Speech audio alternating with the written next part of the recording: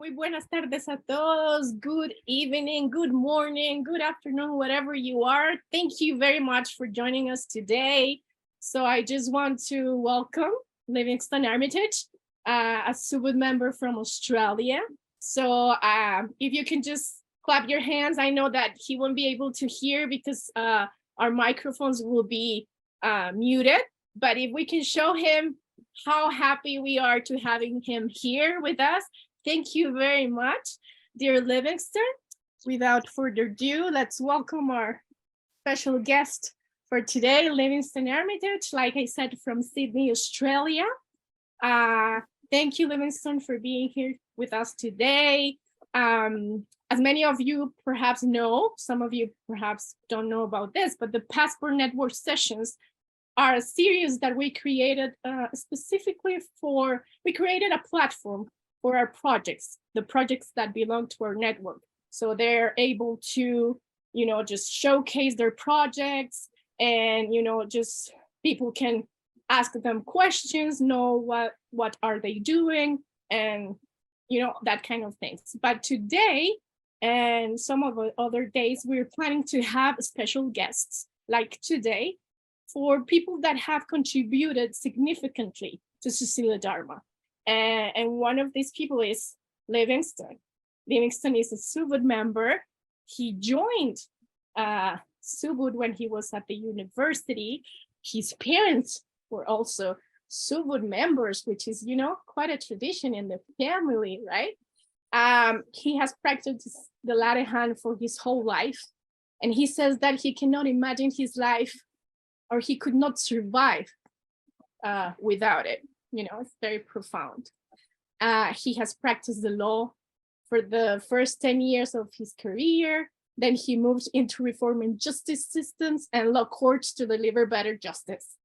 He has quite a resume. His career has been very impressive, So I think we would need more than just an afternoon to talk with him about so many interesting things. Today, we're going to talk a little about that, but mainly about the launch of his latest book, Homeless. We also share with you a link in which you were able to see some of the photos in advance.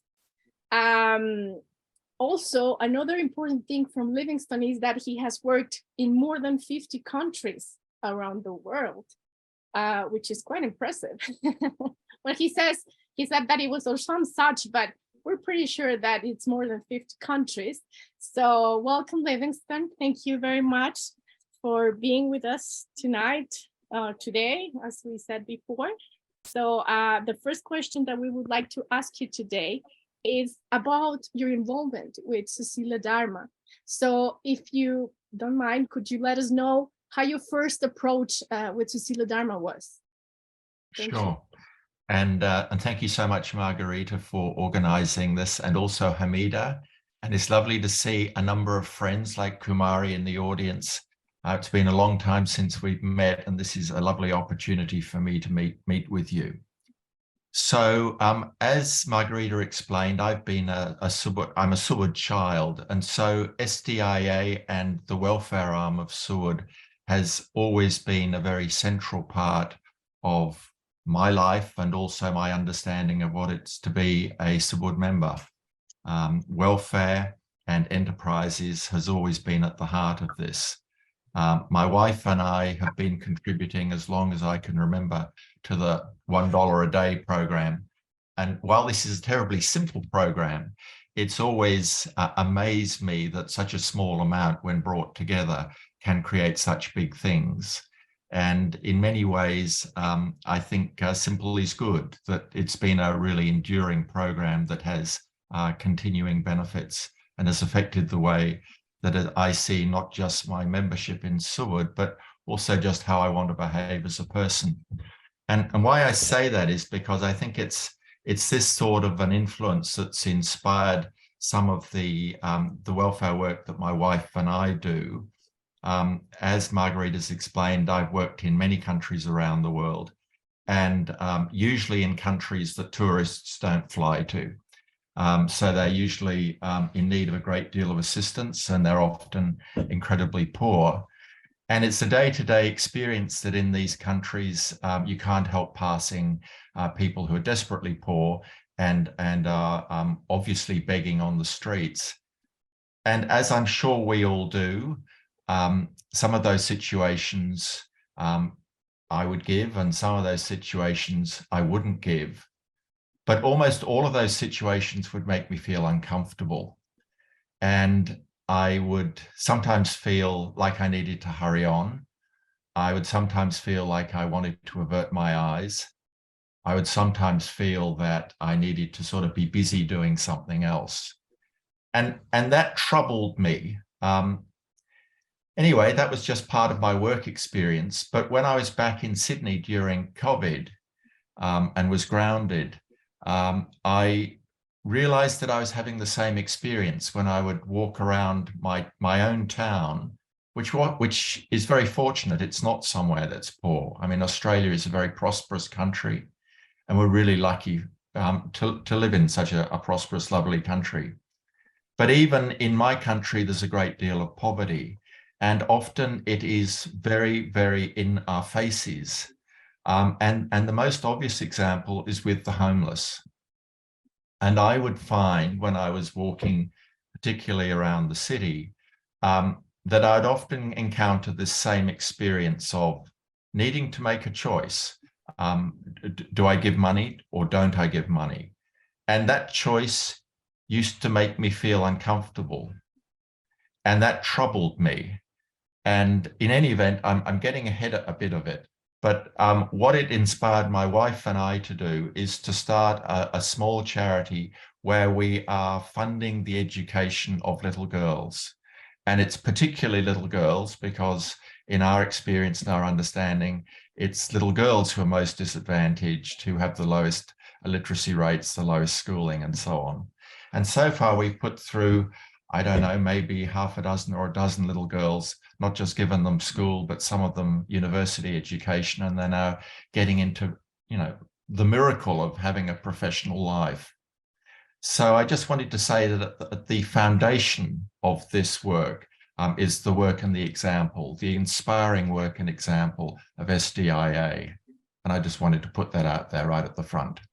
Thank you so much. Beautiful story. Thank you very much. And also because it can, that can be a huge inspiration for all of us that work with Susila Dharma, and also for those that are maybe hesitant in joining and helping Susila Dharma. So thank you for sharing that. As I said before, your resume is quite impressive, and I'm pretty sure that we will need more than just an hour just to share all the experiences and beautiful stories, and perhaps those that are not so beautiful with us. But for those of us who are outsiders to law, what is this work to which you have dedicated a large part of your career? You told us, or we know that through your resume, that you have worked in different countries around the world, helping to reform different justice systems around the world. So we would like to understand a little bit of what that's about. If you don't mind, just share a little bit. We don't need to do this too long, but just to understand a little bit about the important work that you do. So thank you. So I studied law and started practice law, and I did that for 10 years, and I made partner of a large law firm at the age of 30, and I found myself shocked with the question, is this all there is? I'd set a goal, which was to be a successful lawyer.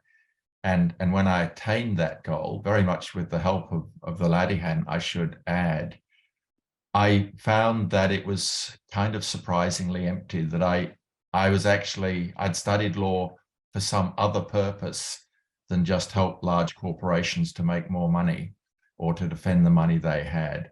So I got out of law. That was a big, radical change.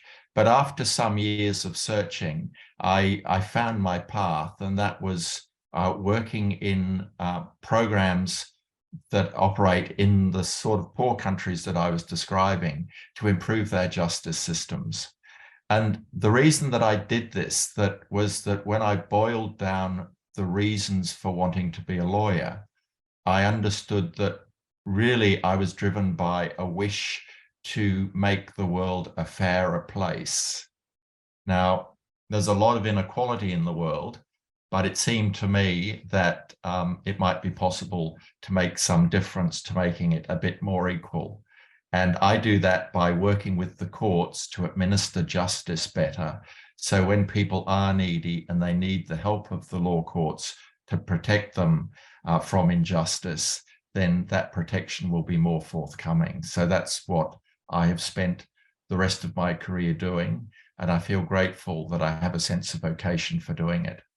You have done a lot of things. You're a professor, you're a speaker, a published author, a lawyer, but also you have another talent, which is kind of different from all these other things, because it's something that we might call creative. So, so you're a lawyer and a photographer. So how did that happen? How you mixed two different talents that are, you might think that they're not related to each other into just one career? So if you would like to tell us a little bit of that, so we can also get some inspiration of how to combine a creative career with something that is not so creative. So just tell us a little bit about it. I think probably photography, or that creative side, provides a balance to all of the mental, the cerebral work of practicing law. So it's really about finding a balance in life. But if I was to go back to the beginning, I would say that what drew me to photography was the joy and the mystery of capturing images and pursuing things that are beautiful to capture. I can remember I was given, I think it's called a box camera in those days, a very primitive camera, not like one of these sophisticated things we all have on our telephones. And I would go off and photograph this and that, whatever it may be. But there was an absolute sense of mystery, seeing the image come out of the developing chemicals as it came onto the paper. And I think I've always been captivated by that mystery of being able to find beauty in unexpected places, and then not to capture it, but to render it. I think we need as much beauty as we can in our lives. Well, that's true, especially nowadays, right? Because when you see so many changes in the world, so many bad things happen, I think it's a good idea to have that balance. So thank you for the advice. Maybe we should all consider to have, different things in our life that can help us just to enjoy other good things in life, like creative stuff. So just to keep talking about photography, why did you choose to produce a photography book on the homeless specifically? So if you... I think it builds off the comment that I made earlier about encountering homeless people in my city and feeling uncomfortable about that encounter. And it troubled me that I did feel uncomfortable. And it seems to me that the discomfort is created by being confronted by a choice. And the choice kind of can go in two extreme ways. You can either give and perhaps be generous, but in that very act, perhaps you're being a sucker. Perhaps that money is going to be used on drugs or alcohol. Perhaps the woman has, quite frankly, borrowed the baby from another family, and that they are suckering you. So there's always the question that I found was being raised. I needed to make an assessment, or I felt I needed to make an assessment about, is this a situation that warrants me giving some money? Now, that question troubled me because it kind of puts me in this judgmental role of, I'm not God. It's not my role to make a decision about whether this is a worthy case or not. At that point, I realized I needed to look into myself more, and I needed to spend much more time understanding why I was troubled by being confronted by the homeless. So what I did is I turned it into a project. I decided that I would go and meet these homeless people. And instead of walking past them and perhaps giving them $5 or perhaps ignoring them, I'd actually stop and I'd sit down and I'd talk to them and I'd find out more about their lives. And in doing that, I would understand their stories. And if I could understand their stories, perhaps I hoped I might be able to help other people understand their stories as well. I was thinking about the process of taking the photographs, right? So you said that you approached people, so you started like what, becoming friends with them or close? So the process of just, because I don't think it's easier just to approach someone in that situation and just ask them for a picture, right? So if you don't mind, would you share with us how did you take photographs? Exactly. It sounds like, oh my goodness, this is going to be really difficult. Actually, it's really easy. It is so easy once you overcome your own hang-up or my own fear about I don't know, that somehow it's going to be difficult. When I actually decided to do it, I would find someone that was homeless, and I would go up to them and I would say, hello, how's your day going? And always they would look up and they would say something back. And as soon as we had that kind of contact, then I would sit down. I would sit down on the street beside them and we'd start talking.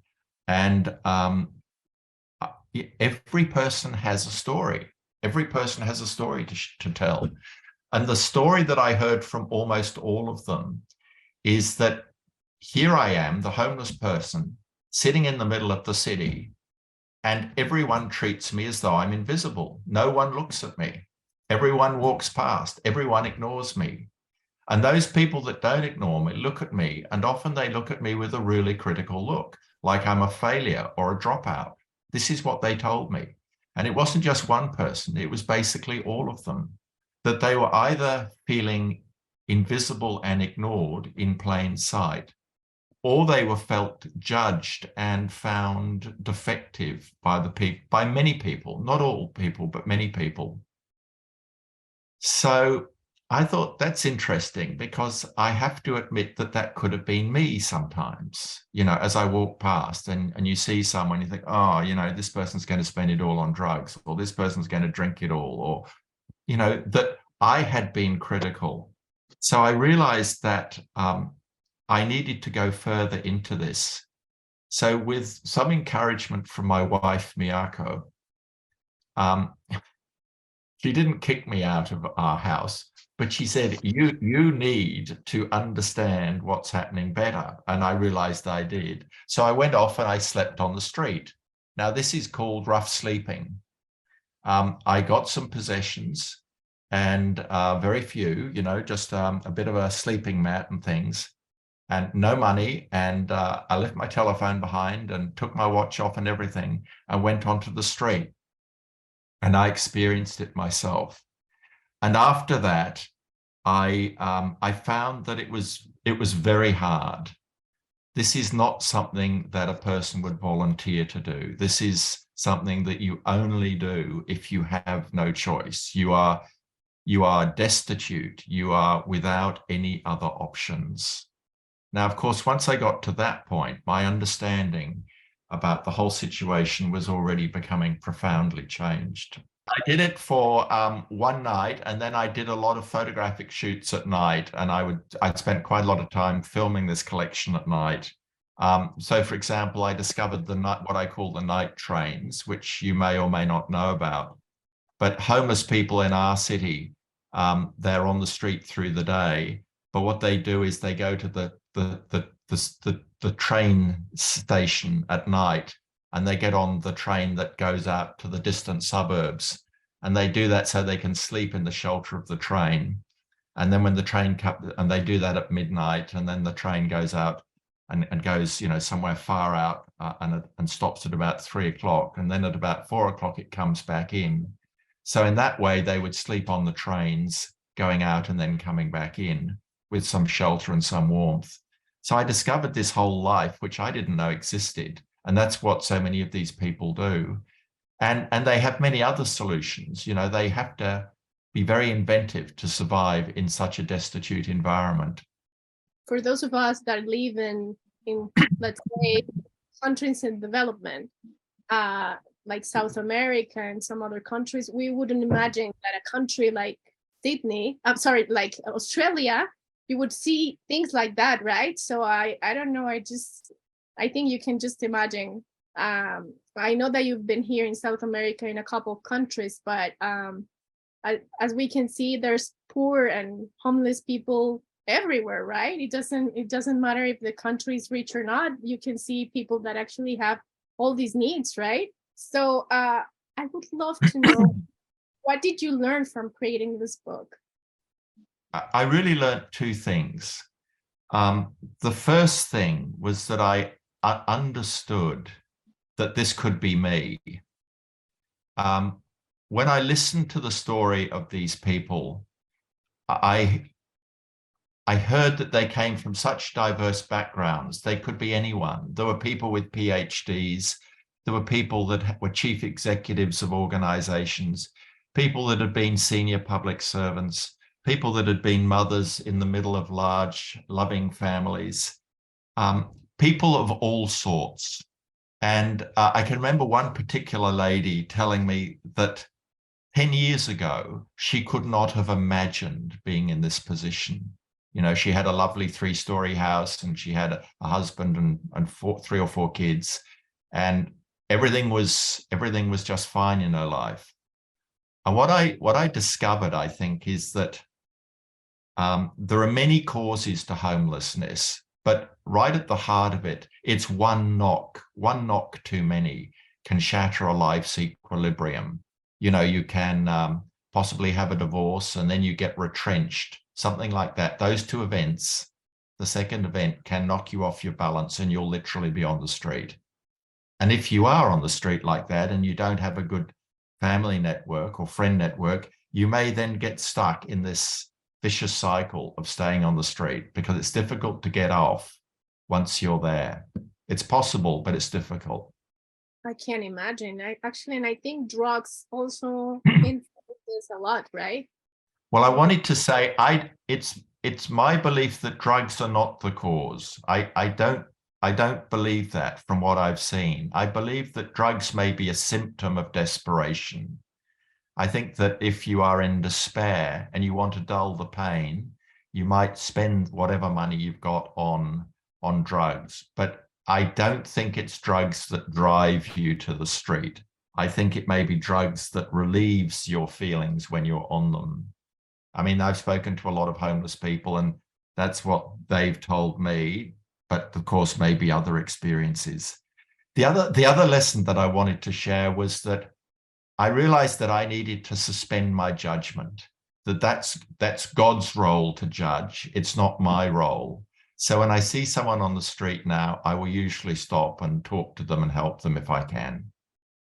How wonderful, Livingston. I think we're learning a lot because I think that most of us wouldn't imagine stories like that, and it's so, I don't know, awakening that you mentioned that you just can end up in the street just because something got wrong in your life, not necessarily drugs or alcohol, which is, I think, most of us usually think might happen, to the people.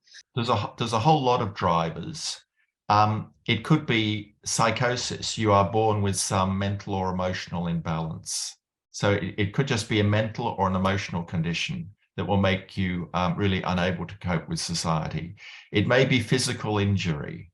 You may have a job and a job with no work insurance, and you become severely injured and you lose your job. I've met many people like that.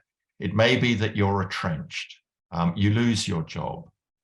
It may be that you were abused as a child and you are, suffering from the imbalances and the injuries of that throughout your life. I mean, these are very, very common drivers of homelessness. And in the old days in Australia, most of these people would be looked after in hospitals. There would be some kind of care.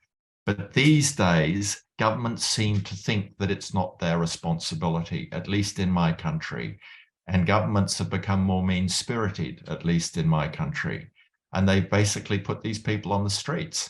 And then what happens is if they get picked up, they're picked up by the police.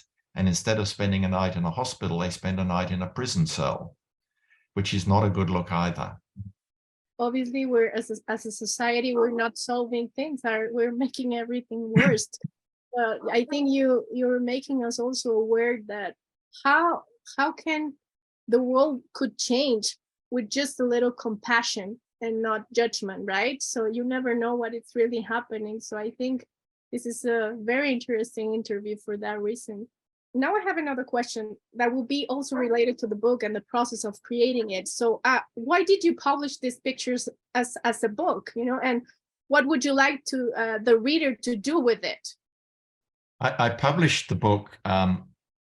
I suppose I felt that the difficulties that I have had in the past with the homeless, this was not just a difficulty that I had, but when I would talk to my friends over dinner or something, I would often find that they had the same sort of hang-ups that I had. They had the same discomfort. They didn't quite know how to deal with it. They didn't quite know how to interpret, is this a worthy situation or a not worthy situation? And they, like me, had just sort of parked it.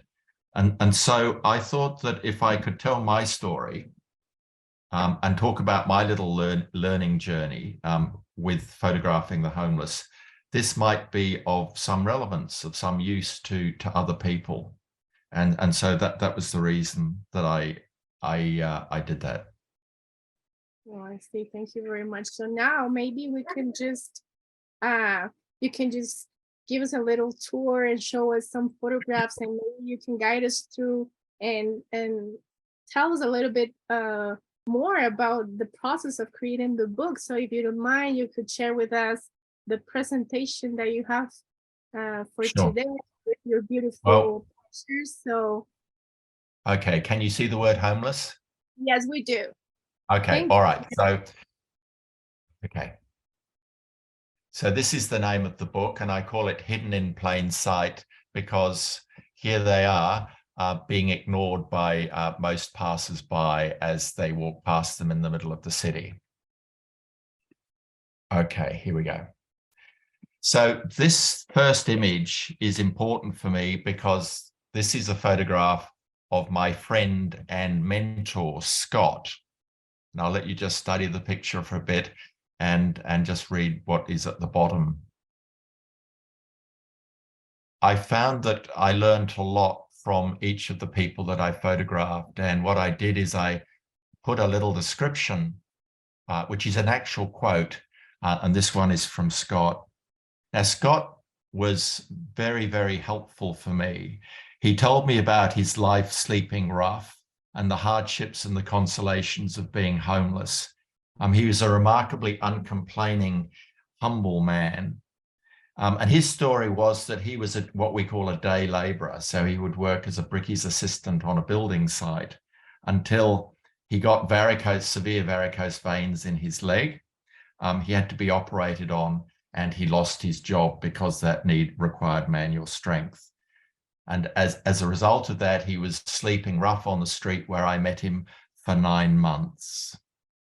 I've always been grateful to Scott because when I slept rough on the street, I said, can I sleep beside you so that you can look after me and make sure that I don't get into too much trouble?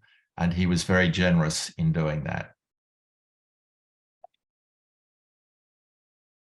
Now, with most of these shots, I want the photographs to tell the story, so I won't say much. I give the name of each subject. I think it's really important to give the person the dignity of having a name and not just being a stereotype. So this is Matty, and he didn't want to go into it much, but he said he had a very messy childhood.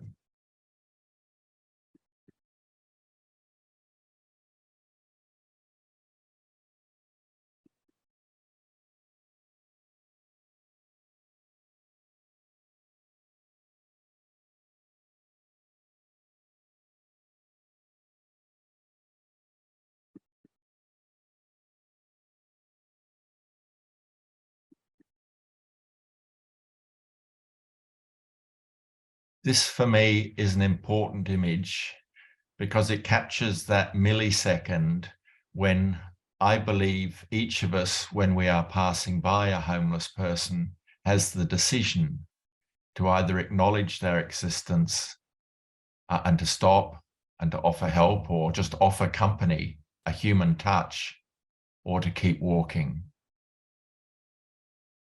And of course, you see the huge gap between those two, one being elegant and well-dressed, and the other one being completely destitute, within literally 8 inches of each other.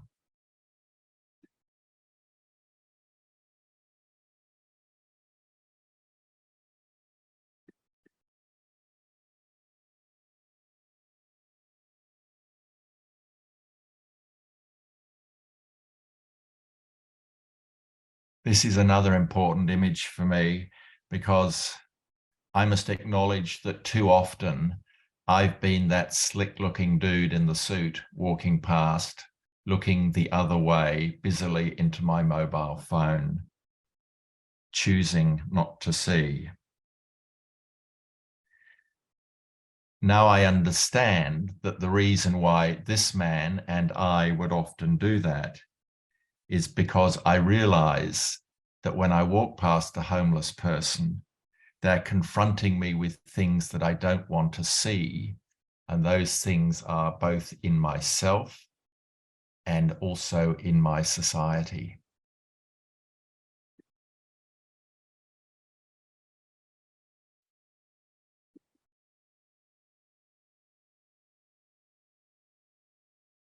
So here is Dylan asking, why are they so afraid of us? We're homeless, we're not criminals. So on the right, you can see 2 little boys, and behind, to the right of the 2 little boys, there's a grandfather. And look at his expression, and look at his hand reaching out to steward and protect the second grandson from getting too close to Dylan. This is involuntary behavior, but you see it all the time when you start to look. That grandfather, probably a lovely man, feels he needs to protect those 2 children from just the sight of this homeless man. What does that tell us?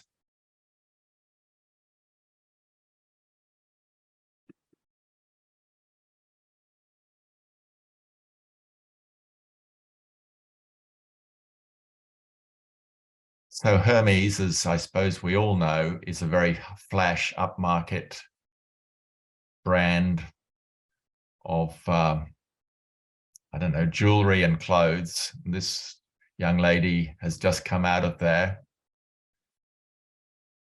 And there we have Jay, who we've already seen once before, literally in front of her, and she's looking over him. Hidden in plain sight.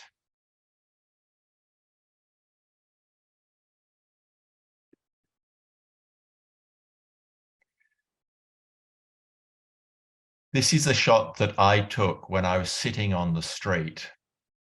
So in the background is the Circular Quay ferry terminal. It's very early in the morning. It's about 6 a.m. and these businessmen are walking in, they're early risers, to go and do the sort of work that I did when I worked in the city. But look at the expressions of the 2 men as they look down at me. They don't know I'm photographing them, so they're fairly candid. I was disguising the camera. I don't quite know how to describe those expressions. Is it pity? Is it disgust? It's hard to say exactly what that expression is, but I can tell you when they looked at me like that, I had to get up from the street and go and sort of quiet myself. It was really distressing being looked at like that. And that's how homeless people are looked at too often.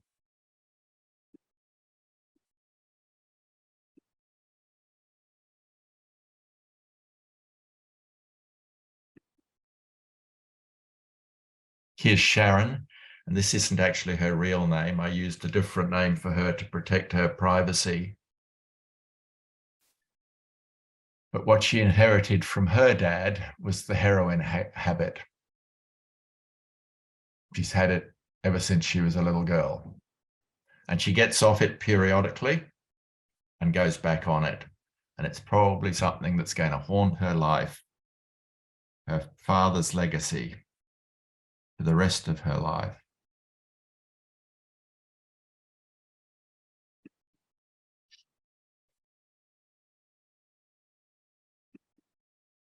This guy had a sense of humor.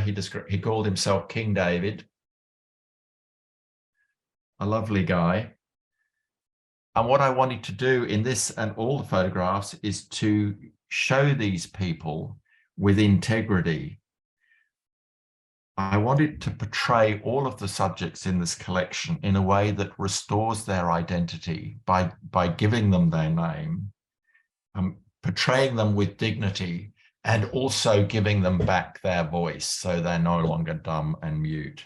So there's always a quote under each photograph from each person. This is what they actually told me.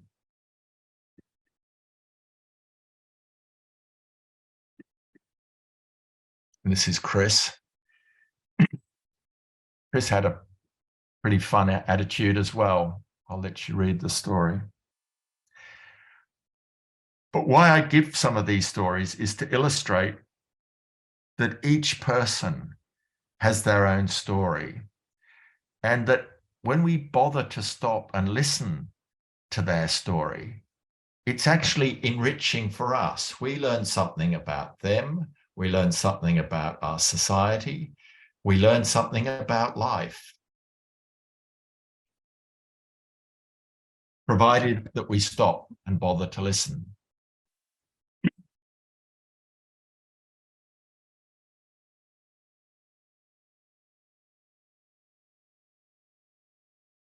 Here's John, and this was a very cold day. And I said, well, why don't you go and sit in the arcade where it's air conditioned? And he said, well, they won't let us. They think we'll be stealing, and they move us on.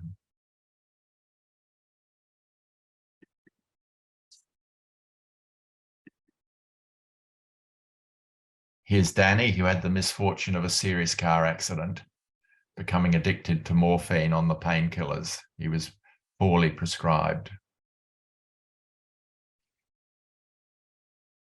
He told me that he told me that before that happened, he had 3 cars, and now he has nothing. He had a good life.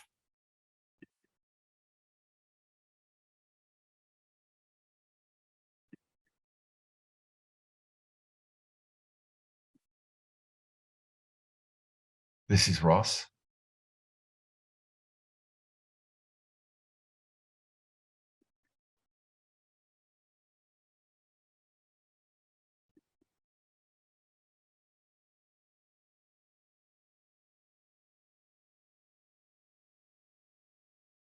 I thought this was an important quote. No one wants to live under a park shelter. We all hate it. There had been a time when I thought, maybe homeless people do it because they actually want to free themselves from possessions. They want to just be free. It's sort of almost a hippie lifestyle that they choose. Well, that's not so. That's just nonsense in my own mind. None of them like living like this. I didn't meet a single person that liked living like this.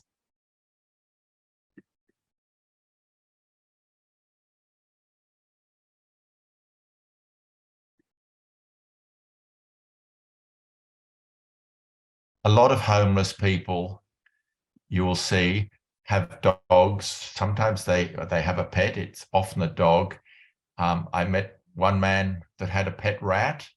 Sometimes they have birds, but usually it's dogs. And you can see he's using his dog as a hot water bottle to keep him warm. But it's tough if you've got a dog. Certainly it looks after the loneliness, but it's tough because most of the shelters that you might otherwise be able to get into will knock you back because you're not allowed a pet in them. So the choice is you're either lonely outside and you may be able to get a shelter at night, or alternatively, you have your dog, but you then got to sleep out, in this case, in a tent in the middle of our city.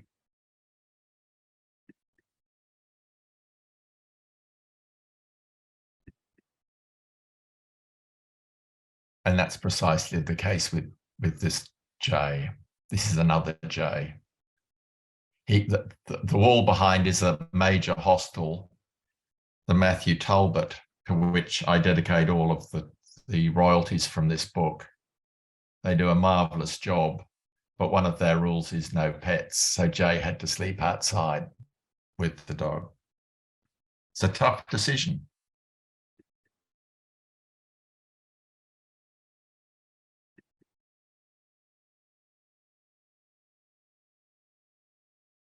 Here's Matthew, whose life was going just fine in a provincial town called Albury, out in the country, until his wife died, and then his mother.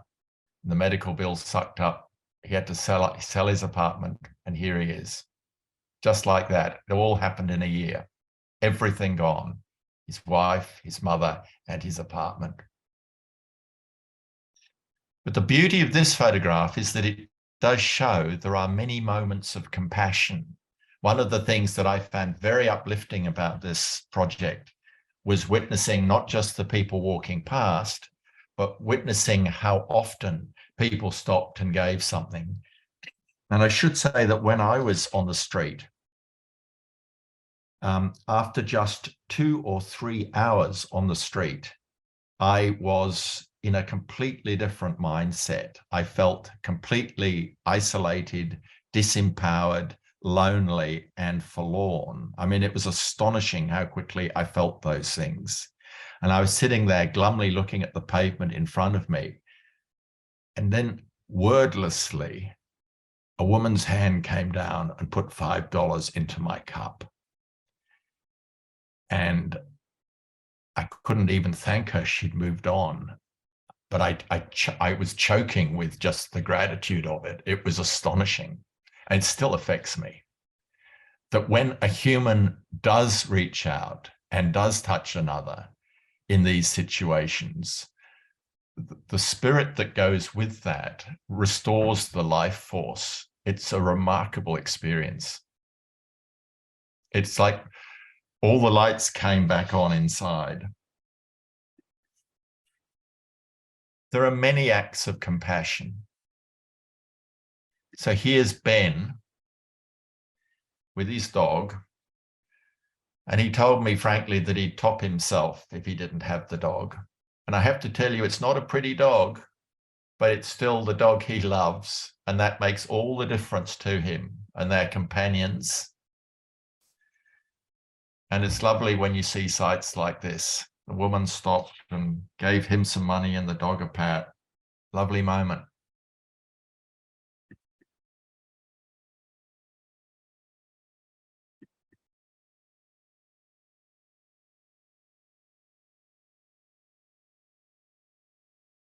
I met many situations like this, where this guy in a family breakup had left everything so the kids would be all right. So in a way, he was kind of sacrificing himself, going homeless, in order that his children would be okay. A real act of selflessness.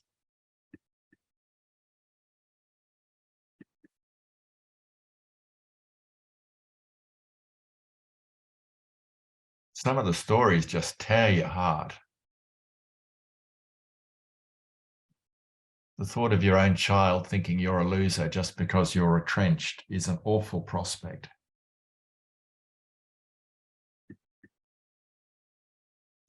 And so these shots are from the night trains, and you can see that they, some of these people have really learned how to get pretty cozy with pretty basic conditions. But this man's obviously having a good sleep, and I didn't get his name because I didn't have the heart to wake him. But I hope he didn't mind me taking his photograph. So this again is Scott, who I showed you earlier on.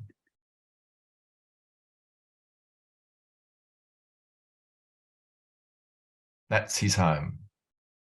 Busy suburban shopping street. There for 9 months.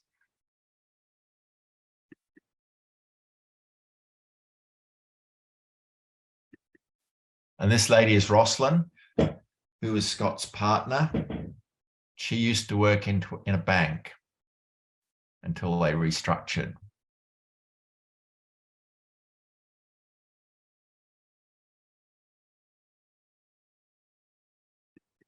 and literally threw her on the street.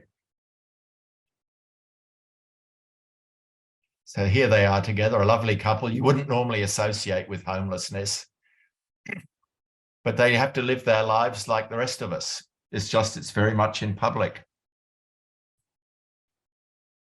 They did finally get a 1-bedroom apartment after 8 months of sleeping rough.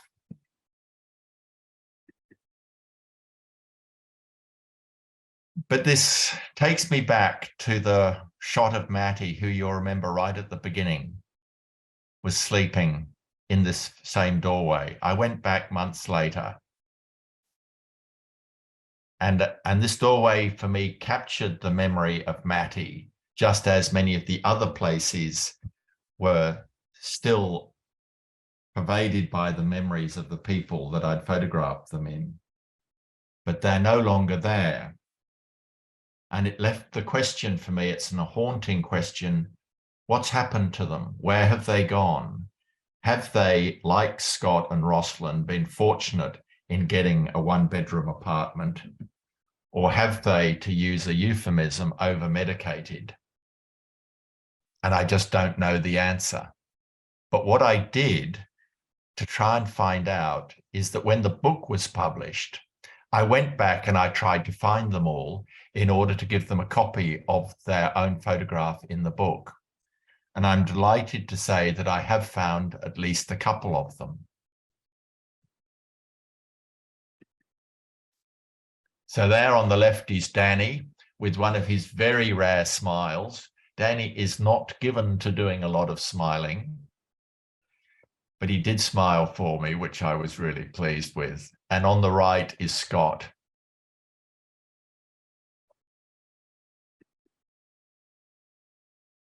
So I'm sometimes asked, what can I as a reader do if I'm affected by the book? And I've just got a few suggestions.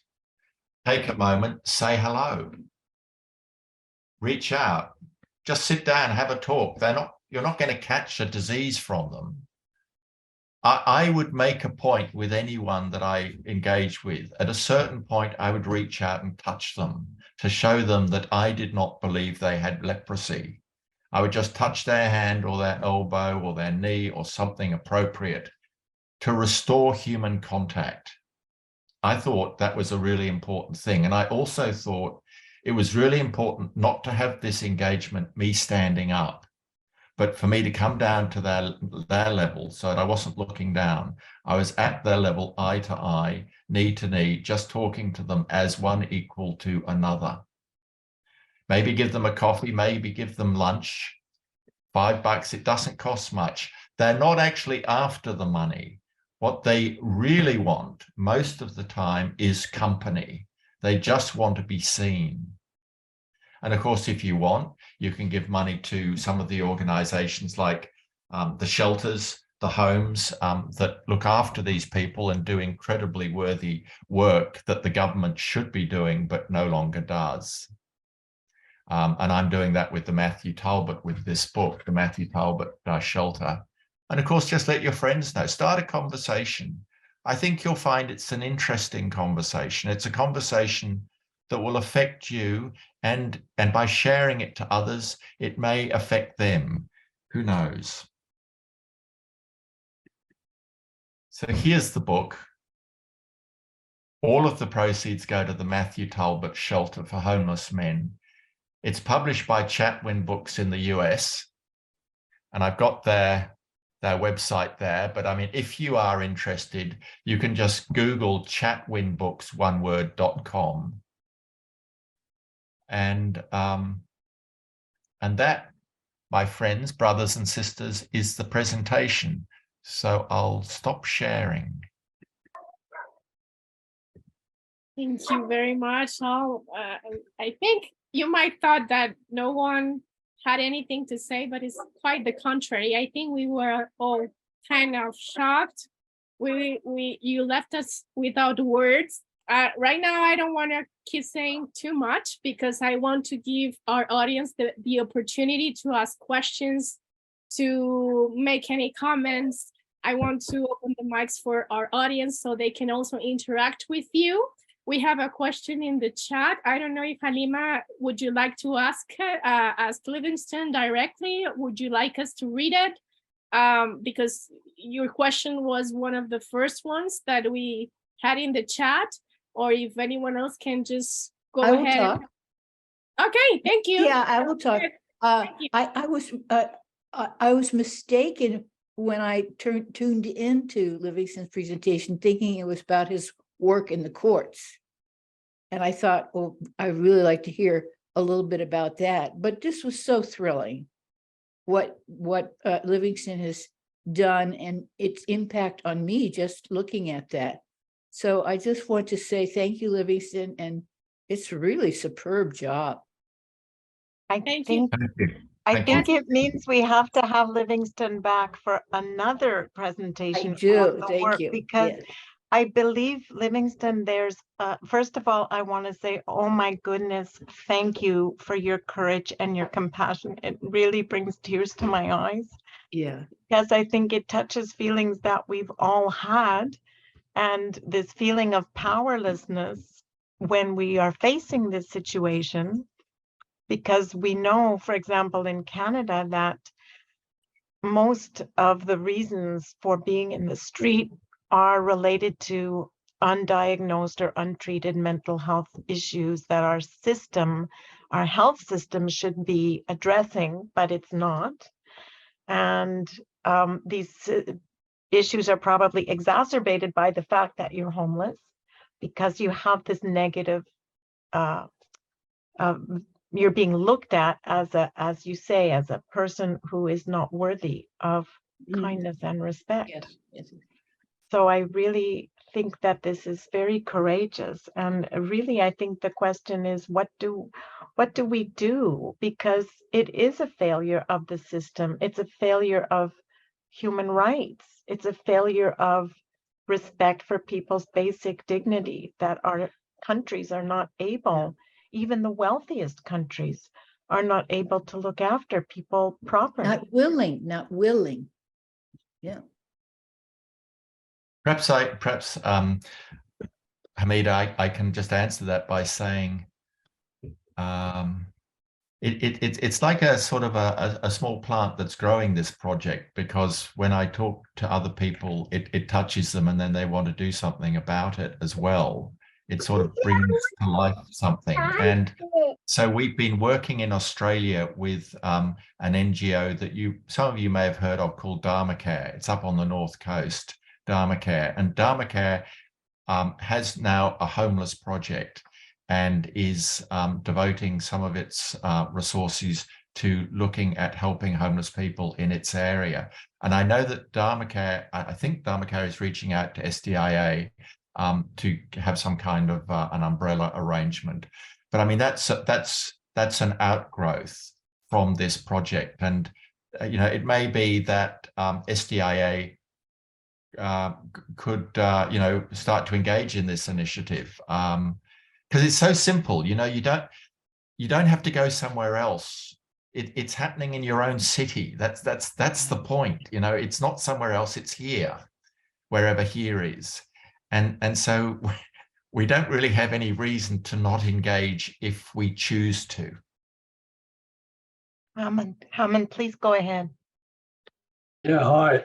Livingston, very, very touched by your presentation. Just it sort of churns up lots of feelings. And yeah, I've been there on the street here in Christchurch, walking past people sitting down with their little begging bowls out. I just wanted to sort of share a couple of little experiences. One was, one day I was walking down in Christchurch. We've got homeless people here, walking past a very expensive shop, and there's a homeless guy sitting outside on the pavement. And I happened to be walking with my son Michael, who's probably 8 or 9 at the time, and I'm walking past thinking, probably this person's, he might be part of a begging gang, or he might. I was doing all the things you were saying about feeling suspicious and not wanting to engage and hardly wanting to look at this guy. And my son stops and reaches into his pocket and gives him 55 cents. It was all the money he had in his pocket. And I was just shocked. I thought, wow. Here's my own son being so generous to this guy. I never met him. I didn't know this chap, and he just gave all the money he had in his pocket. And we walked away. And I thought, crikey, I've already got to look at my attitude there, because it's just, you know, I certainly have a suspicious, ungenerous nature. And so yeah, that was just, you know, he's so generous. He's 36 now, so he's grown up a bit. The other point I wanted to make was you talk about the human touch. We've just, you know, we've got our national rugby side here called the All Blacks, and we've just had a change of coach. And the coach that coaches the team that in the area that I live in, Canterbury, is called Razor Robinson, and he's led our team here to 5 consecutive national championships, and he's become the new coach, the new All Blacks coach, just very recently. And one of the things he said in one of his interviews, when he came into the club here in Christchurch, the team here in Christchurch, that he took to win consecutive championships, he changed the whole psychology of the club, or the culture of the club. And one of the key things he said, every time the team members come to a training session, they touch each other. It's that human touch. It's part of the package. Yeah, thank you. I strongly agree, because we're sort of discouraged from touching, you know, with lots of legitimate reasons, but it's so good to touch, and you can sometimes actually feel the pulse of energy when you do. But if you see these people as being lonely, you know, there's this contradiction. They're in the middle of a crowd and yet they're invisible and they're lonely. If you see them through that lens, then obviously it's a very compelling thing to do. And I like the fact that you've just put up some very simple steps, because the other thing, like as a student here, when I came to university in Christchurch many thousands of years ago, I sort of got involved in various student protest movements, stop the war in Vietnam, stop compulsory military service, stop apartheid in South Africa, all these things, all these huge things. But after several years of protesting, I realized that the best way I could have an effect on the world was to change myself and change my own individual actions and reactions to things, rather than just become part of large movements. That, you know, so you've got your simple steps. Sit down with the person, have a chat, get down to their eye line, say hello, spend a bit of time, get them a little bit of money to get a drink or something to eat. It's that simple, rather than saying, how can we change the government so that they support these people? I mean, I'm not saying that negates the bigger action, but by the same token, as a human being, I can act differently in my daily life. I think that small steps are better than huge steps. Small steps are doable. And many small steps, as I said, with the $1 a day program, the beauty about that is that lots of small contributions can do something that's very big. Well, I don't see other hands raised. We've been here for almost an hour and a little bit. And I just want that everyone know that we actually plan to talk about everything that Livingston does for a living, but we thought it might be too long. And also we kind of knew that the presentation of the book was going to be quite an impact. So definitely we can invite him back so we can talk a little bit more about his work as a lawyer, you know, all that. But just for you to know that, yeah, we had that idea, but we cannot cover his impressive resume in just 1 hour. So I think if there are no other questions, we can start wrapping up the meeting. I think, just a moment, because I'm seeing here some comments in the chat box. If you could, yeah, just a moment. Yeah, people would like to know if you could just show again and share the publisher of the book and the book title? So here is the book. I'm holding it up. And so the title is Homeless, Hidden in Plain Sight. And if you wanted to search it, you'd just search Homeless, Hidden in Plain Sight, and with my name, which is on the screen before, Armytage. The publisher is, I can go back to the last slide. The publisher is Chatwin Books. Let me, can you see that again now? Yes, we do. Okay, so hopefully, miraculously, that did show up. I didn't disconnect the entire Zoom conversation, which is sometimes I've done that in the past. No, it's okay. You can see it right now on the screen. And also, if you don't mind, Livingston, because I'm pretty sure that all the people here would like to know a little bit more about all your work and everything. So if you could share all the other books that you have published, because you have also other book with pictures, right? And you have written different books. So people can find out more about you. So before we invite you again, because definitely we would need another coffee session with you. So if you don't mind, perhaps you would like to share, I don't know, your website, maybe your social media channels, if you have any. So just go ahead and share with the audience. And before we say goodbye and wrap it up, I have a question about the pictures and the process of taking them. I saw that you showed some pictures with the people holding the books and everything. I would like to know, what do they think when they see their pictures? What was their expression? What did they say to you? How did they feel? If you don't mind, I don't know, sharing a little bit about that, because I was wondering when I was watching your presentation and I saw Scott and a couple of them holding the book, I was wondering, oh, so they saw their pictures. So what did they think about them when they saw them? Yeah, sure. So, well, I think they were kind of thrilled. I think they were surprised. They'd probably forgotten that I took the photographs because it had been, a couple of years. It's extraordinary how long it takes to publish a book, but it had been years. And so they were surprised. But as soon as I reminded them, and of course, I greeted them by name because I could remember. So they immediately knew I was not just a passerby, but someone who knew them. So they immediately gave me their attention. They were pleased. And I suppose it's a bit of a thrill to be in a book, and they said they would look after it. So I put it in a case so that it wouldn't get too dirty. But of course, who knows what happens to it.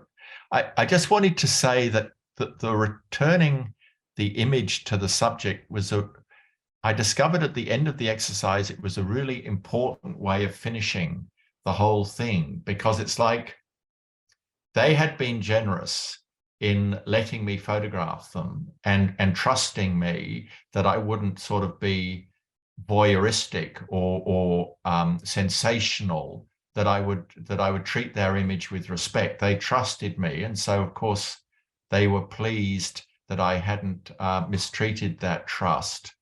But it's like something, the old thing about people when they were explorers met them for the first time, they were afraid of having their photograph taken because they thought it would steal their spirit.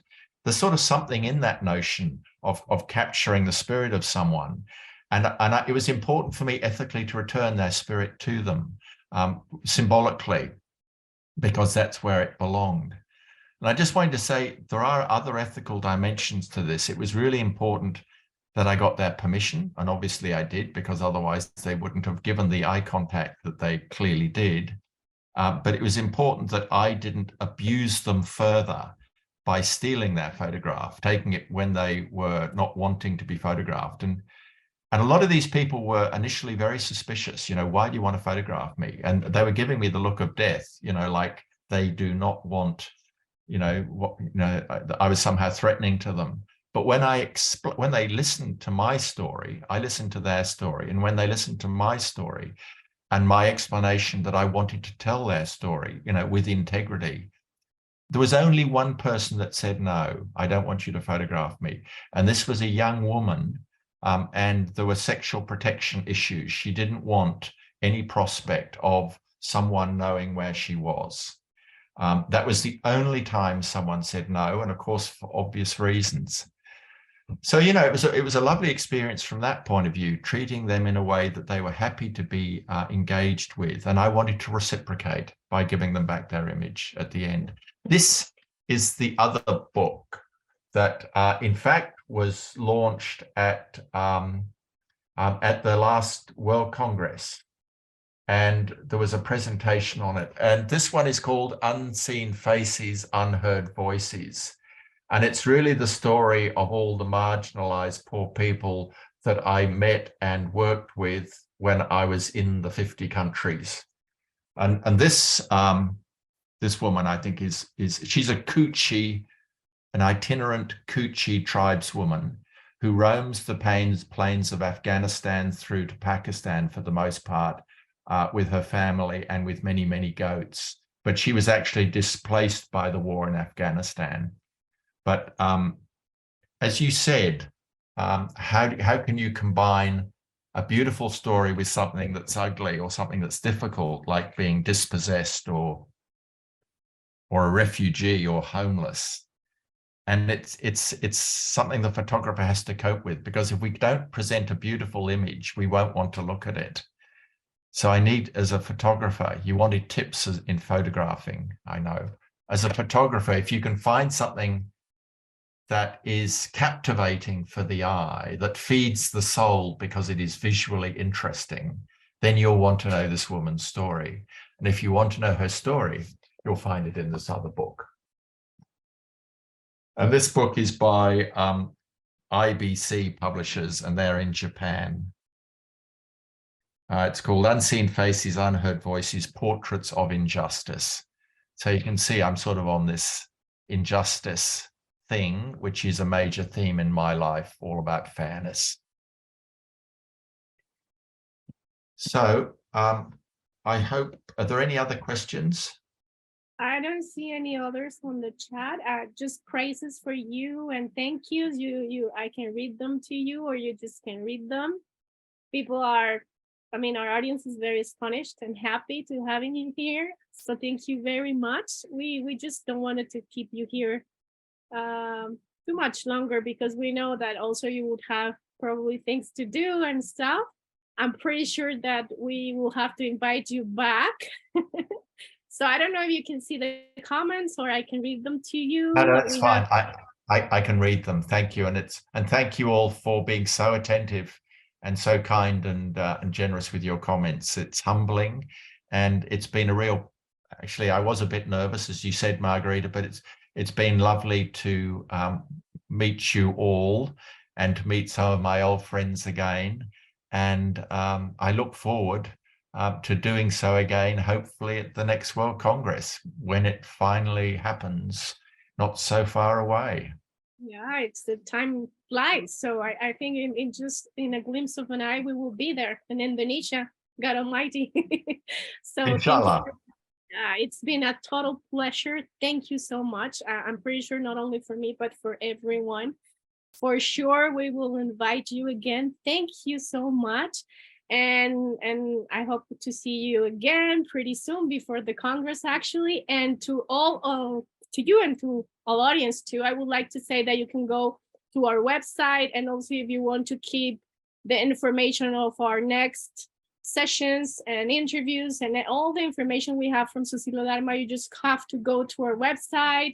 You just leave your email address there. We can send you information, or you can just contact me or Isidro or Virginia, and you can keep updated with all the Susila Dharma work and all the events that we are preparing for you. So thank you very much, Livingston. Like I said, I don't mind repeating that it has been a real pleasure. Thank you very much. Thank you so much, Margarita. Goodbye, everyone. See you soon. Bye, adiós a todos. Muchas gracias por haber estado con nosotros. Thank you very much for being here with us.